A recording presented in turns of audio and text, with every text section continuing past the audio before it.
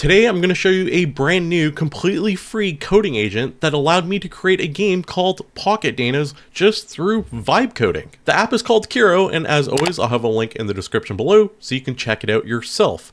This tool has some really cool features that sets it apart from other agentic coding agents that exist. It looks like a standard VS Code interface. As you can tell, there's nothing really special about this. You can see our chat window on the right, and you can kind of talk to it. You can select your model that you want to use, and you can see that it is using Claude.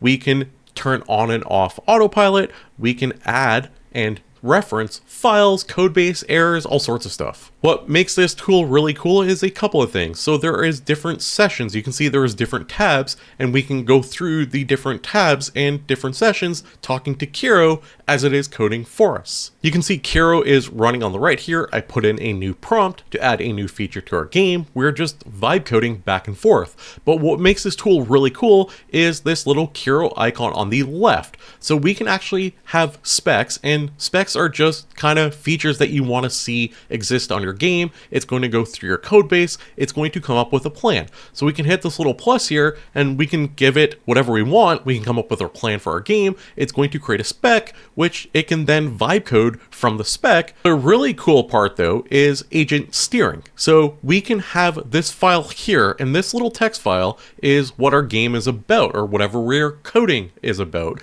And it is going to steer the large language model to code based off what you want. So imagine this file as like the, hey, this is my MVP of my product, this is what I'm looking for, code to this file. The other really cool thing about this is agent hooks. So you can see here, I have a hook that is actually running, and every single time a file gets updated, it's going to update my documentation automatically. So we can actually hit the little plus and you can kind of see, it says there is an event that occurs, a prompt is sent to an agent, and then Kiro makes an update. So we can actually use natural language to have agent hooks that will update code based off other things. So for our game, we have Danas that you collect, and we can say, hey, as you collect different Danas, update another piece of code automatically. Everything will always stay synced. You can actually see it running on the right here, and it has some pretty cool features. So we can click this, and this is viewed different, so we can see the difference between before and the new code. We can revert back to any point in time, and then we can also click this button here, is follow, and this is just going to load up the file that it is editing at the given time. I do find that this one, the follow button, is hit and miss whether it loads or not. As you can see, it is taking a while to load. Your next question is probably, how much does this cost and how well does it actually code? Well, you are in luck. During the preview period, it says you can take advantage of reasonable limits at no cost. I've been coding with Kiro for the last 2.5 to 3 hours, and I've not hit any limitations yet. So despite the plan for free here, the limits are much higher than what it says here, given the preview period. As I just mentioned, I've been coding with this for a long time, so I just have some recorded video here, which we can go through. I gave it the initial prompt, and then you're going to see that it is actually going to build all the different files for us automatically. So all our files are being made over here. Here is the first running version of Pocket Danas, and it worked pretty quickly. We got a working version with a battle, and you can kind of see what it looks like. You can move around. There's all sorts of little colored blocks all around. There's a battle screen, and I'm just going to pause this for a second. If you notice, I already started creating a big massive prompt on the right saying, hey, you have to add all these new additional features. So as it was coding, I was looking at the code, I was looking at what it was saying, and I was already kind of mentally preparing, and I guess physically preparing by typing it all up, what I wanted it to do next, what I wanted Kiro to code next for me. Here is the second build of Kiro. So we have like this shop system with a beautiful alert pop-up that looks super professional. I say that sarcastically, but you can kind of see what it's looking like, and you can kind of see the world where you can expand parts of the world, but you can't go right yet. That's not implemented. You can see coins, you can see the shop. It's starting to come together. Things are going well until they don't, and that is just a foreshadowing for things to come, and I will explain to you how I fixed it. But before I show you all of that, I need you to subscribe. I cover AI on a daily basis so you can stay up to date with the latest and greatest AI that's going around in the world. While Kiro was coding in the background, we needed assets. So I was using AI Studio on Gemini, and I was basically pulling out the different Danas that it suggested to create asset images. So here is our boulder Dana that we are generating for our game, and you can kind of see what it looks like. And if we don't like it, we can just hit redo, but here is the boulder Dana. Then we went to remove BG and we removed the background on all the different Danas. If you notice, I'm already setting up my prompt here to update the database with all the new Dana assets that we have added. I also got Gemini to generate a grass texture and a shingle texture for the roof of our houses. Everything was going great, and let me show you the problems now. I can see there's a syntax error with the map.js file. I can see there's a syntax error with the map.js file, and it just does this over and over and over again. I can see there's several syntax errors. Let's just fix them one by one. Now let's fix the map file. Now let's fix the map file. It got stuck in an infinite loop of trying to correct code that it didn't know how to correct. So it would attempt to correct the code, then it would say, hey, it's still corrupt, and then attempt it again and again and again. So I let it run for a solid half an hour before I said, okay, I had enough. Let's try something different. I could have went through the code myself to fix the problem, but I said, hey, let's just try Gemini CLI and see how Gemini can work. And for this segment of the video, I'm not actually fast forwarding at all. You can see it all in live real time, and you can see what Gemini does with this problem. Keep in mind, I just had Kiro with Claude 4 run it for a solid 30 minutes, and truthfully here I forgot that I had to go down and say, yeah, go ahead Gemini, you have access, make changes, fix the problem. And I thought to myself, there's no way Gemini is going to be able to fix this that quickly, especially considering Claude just struggled that much. And I don't know if it's Claude, because Claude code is pretty good. I just think Kiro, the way it's coded with Claude, it is slightly off. But you can see here, Gemini has discovered what the problem exactly is. And it's like, hey, we are able to fix this for you. No sweat off our back. We got you. We're going to correct the problem. We did it for you. Let's go test it out. Refresh. Boom. Problem solved. Just a quick tip for you before we run the game. If you run into problems, start a new session. I find that does help. In my case, I couldn't get it to work even if I started a new session. But here I basically said, hey, I want to update the game where I want to use the image I provided it of myself as the main character. So you can see exactly what's going on. It's searching, it's going to update our code. And again, we can kind of go through and we can say, hey, what are you actually doing? Again, this feature is hit and miss. Here is the Pocket Dana game, and I have the real Dana beside me, and I'm going to get her reaction to the game that I just created for her through just vibe coding using Kiro. Welcome to the world of Dana adventures. In this world, mysterious creatures called Danas roam freely across diverse landscapes. These fascinating beings come in many forms, some as common as grass.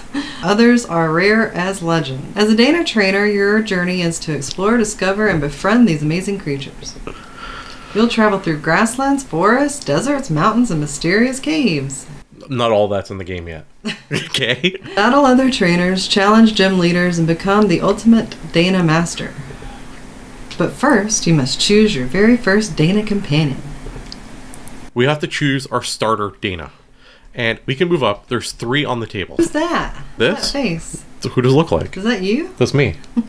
Because I have to capture you. Okay. So we have the first Dana here. So all your Danas have 3 types. There's rock, paper, or scissors. Oh. You can see the move. It's the leaf slice. And you can see a description of your Dana. And we can choose it or we can go back. And then we can see the next Dana. So we have this one here, which is paper. This is the move is the water splash. Is it the Dana you want? Yeah. Okay. We're going to choose the splash Dana, and we can go talk to the professor. The professor doesn't have a face, it's just a pink square, okay? So this is what the professor says. Excellent choice. Your splash Dana will be a wonderful companion. Now, go forth and explore the world. Are you ready? Do we go to the exit? I guess. Okay. You're swimming right now. Okay. Well, I'm swimming. And if you look in the top left, there's money. This is the number of meme balls you have. And you use memes to capture a Dana. Okay. And we run around the world. So you're going to see this little creature?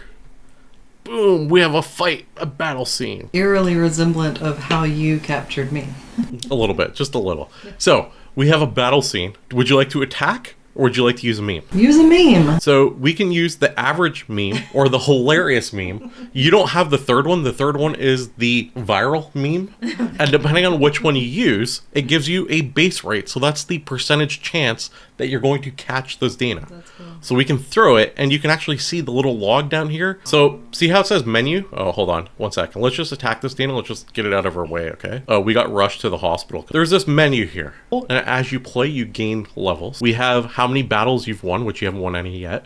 There's gym badges, so you have to actually take on gym leaders, how much tiles you've explored, how many Danas you captured, battles lost, and how much money you've earned, and then how much time you have spent playing. There is something called the DanaDex, very original naming here, and this is the number of Danas that you can discover in the game. So you have not discovered this Dana yet, and you can see you have this one here, and you have the grasshopper Dana, and that's the one you caught. You've caught one grasshopper Dana so far. So you can actually see, and then you have this one, which is the splash Dana, because that's the one you started with, and you can see all the different Danas you have, and they have different rarities and levels.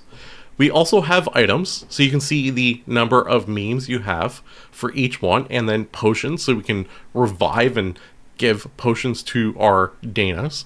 And we also have a controls tab. So we can actually just run around the world now, collect money, and use the money inside of the shops, inside of the battles, and you can see that we are able to level up as we explore because we're gaining some XP. So you can kind of see how big the world is, and this is just the start of the game here. This is something I may develop further in the future. I don't know yet. If you guys are interested and you want to see this, I will put it on the Franklin A website in the future if I develop it further. There is one other important thing. Dana, where are you most likely to play this? In bed on my phone. Okay, so on your phone. This is mobile friendly. I know I've been using a keyboard to play, as you can see, Dana, and for my viewers, my hands are on my keyboard. But if we make this smaller, we get this little guy here because it is mobile friendly. So we can actually play Pocket Dana on a phone. So we have Pocket Dana, which is a totally original idea. Nintendo, don't sue me. That is everything you need to know about the Kiro IDE. I guess it's an IDE. The Augmented Coding Agent Kiro by Amazon. Let me know what your thoughts are in the comments below. It is not perfect, but the fact that it is basically free right now and you can jump between that and Gemini, 2 free tools, use the free tools at your disposal. Free is good. So you can use it, have it code for you, come into a problem, flip to Gemini, have it code for you, comes into a problem, flip back to Kiro, have it code for you. Enjoy this tool now while it is free, because it is basically a scaled down version of Claude Code that doesn't cost you anything. Let me know what your thoughts are in the comments below. Did you guys enjoy this video? If you did, don't forget to subscribe. I cover AI on a daily basis. Like the video, it tells the algorithm you enjoy this type of content and you want to see more of it.